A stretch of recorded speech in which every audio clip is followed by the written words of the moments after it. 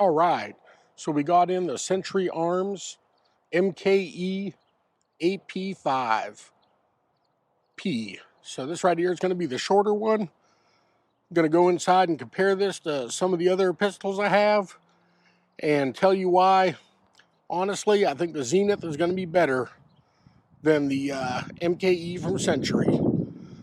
Let's go inside and compare these pistols and basically go over this one right here and some of the flaws that I saw with it.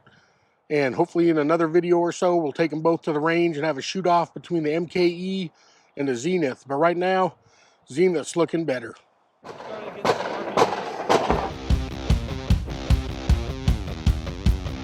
All right, so I got in the Century MKE Turkish version of the MP5K series.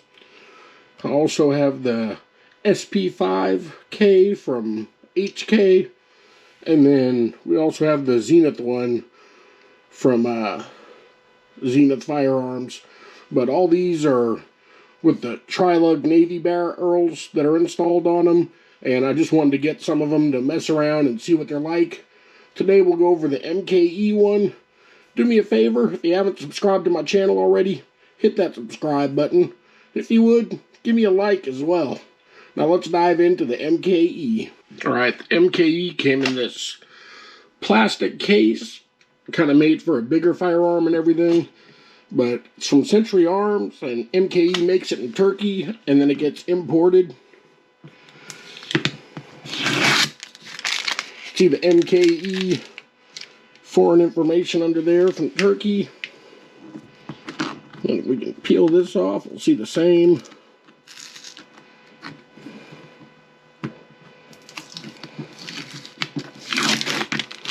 Alright, so on the barrel, it does have the threaded part on here. Comes off semi-smoothly. There are some weird knurling and rough spots to it. I don't know how well it'll show up, but the other two I have are a little bit better in that area. I don't know if it'll show up on here or not, but there's some pitting or something in the metal here, so kind of has like a surplus look to it. See the weld mark, it's kind of a little oval and coming down. Made in Turkey, Century Arms. There's some weird play to the magazine catch here. The weld marks here are kind of at a weird angle, or kind of wavy. And there's some scratches here, which are how I pretty much got it. You can see the weld marks along the top area here.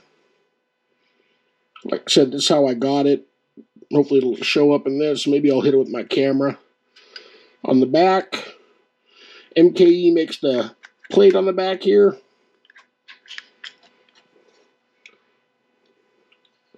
Looking at the grip, there's a little bit of overmold with the plastic and everything. Has the metal safety lever on it. Or some of the newer ones that have plastic.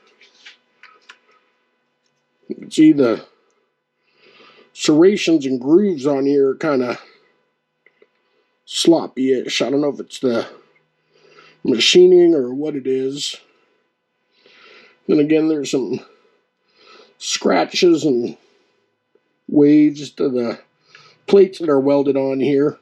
Not as smooth as some of the other ones. The weld marks. Right here, there's a bit of a gap in here. Now, if you slide it up, takes it away, and the play in the magazine goes away. Put a magazine in and show you it later, but it's kind of weird on that part of it. Here on the charging handle, I don't know how well it'll show up, but it's kind of like chewed and ate up a little bit. On the bottom here, I don't know if someone else made it and they tried to melt it out or whatever it is, but definitely looking at replacing the charging handle on it and safety back here for something that's ambidextrous. Probably go with mag pull. It does have the little sling attachment there, which I think is kind of neat for the hook mount things. And the tri-lug, so overall it looks pretty centered. Might be off just a hair. And you have the weld mark up here. But let's go ahead and take it down and maybe take a little bit better look at it. Might hit it with my camera real quick or my cell phone.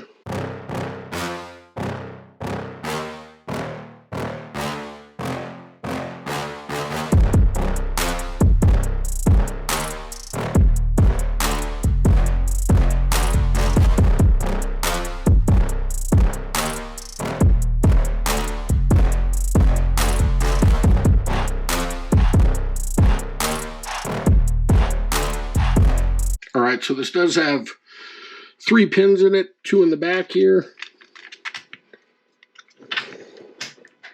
1 in the front handguard area, and then we also have a pin up here, technically 4 pins.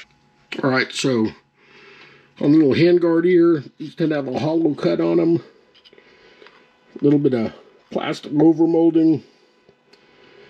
Looks like they ground down a bunch of it to make it fit or something, depending on the mold they used, but that can be replaced. I'll probably end up keeping it. I don't know, maybe do a Magpul M-lock, but I doubt it.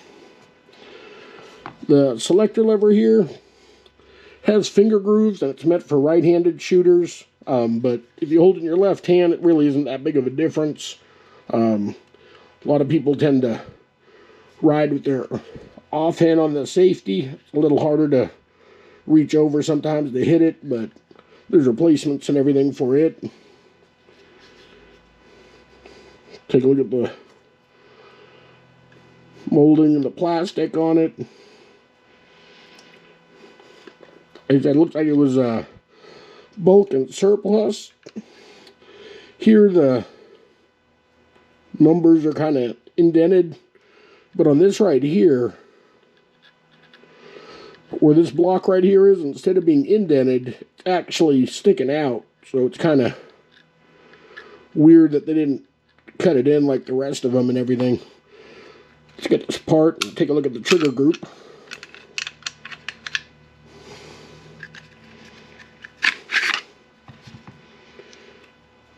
We got the trigger group here. A little bit of brass, bronze stuff in there. I don't know exactly what that is. My other ones don't have it. I don't know if it shows up here, but there's some like pitting and everything on the top of the hammer here. And there's a bit of a weird angles that it goes at. I'll show you later when I put together and try charging it. It kind of hangs up in a certain spot. But that's the trigger group overall, the cartridge for it. Inside of it, got the notch there. Here you can kind of see the metal that they did the marking and engraving on. Right here's their buffer part of it. Again, it's marked with MKE here, similar to others. A little bit of play side to side to it. Not a big deal. It's the main frame part of it. Barrel is marked MKE.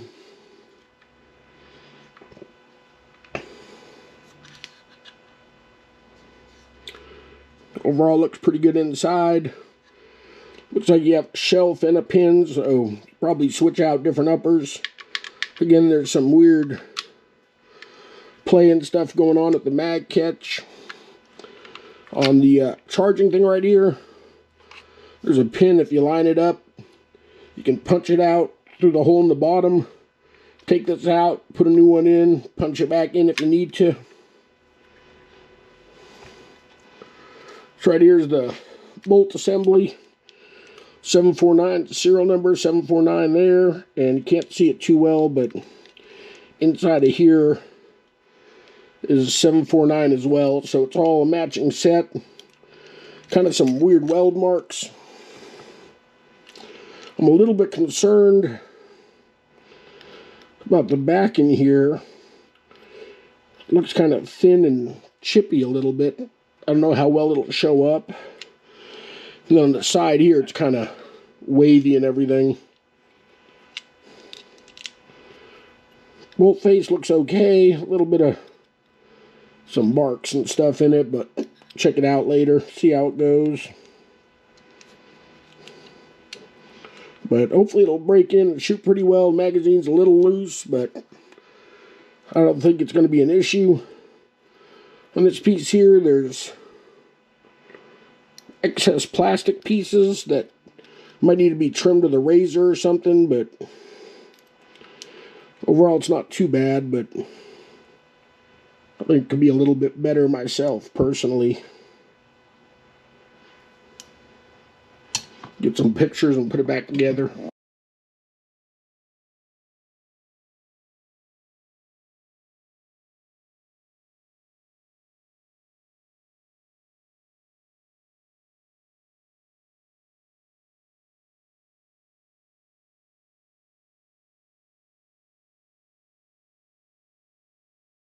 Alright, so back together. When going to charge it, there's a certain point right about here that it kind of binds. Get it past that, but the other ones I have are pretty smooth. Just for whatever reason, there's a little bit of a binding point on this. I think it's from the curve of the hammer and everything, or it might be another piece beside it, but looks like it could be smoothed out a little bit better. Put the magazine in it. This is the MKE magazine. Like I said, it has a little bit of play. It's acceptable to me. My Zenith had a lot more play than that originally. And then once the magazine's in, it just has a little bit of play too. Going over this part right here with the magazine catch. If I push this up, the play in the paddle right here goes away a little bit. It's not as bad versus right here where it's pretty bad. However, when you put the magazine in, it's going to push this down. So you're going to have that gap there and some play. Probably end up replacing it myself. Not something I'm going to send in. Just some of the little issues and quirks I've seen with it. Between the Zenith and the MKE, I think the Zenith is a better buy. MKE is about $1,100 on sale if you can find them. And the Zenith is $1,200. For $100 more, I personally like the Zenith. When I got it back from the factory, almost no play in the magazine. Still quite a bit of play in the MKE, but like I said, I think it's within spec. We'll take them out and shoot both of them and see how they do. I think the grip overall is better on the Zenith. I think the selector lever, being ambidextrous and using the Magpul style, is better on the Zenith. I think the paint finish on this kind of matte, where this one's kind of slick and nice. The bolt on here has a really nice weld in it. The bolt on the MKE is kind of crazy and overdone a little bit. But like I said, the charging handle right here is kind of chewed up, looks like hammered ass. We're on the Zenith. It's their own one that they make, and the texturing and everything on it is good. I might even get a Zenith one to replace the MKE one.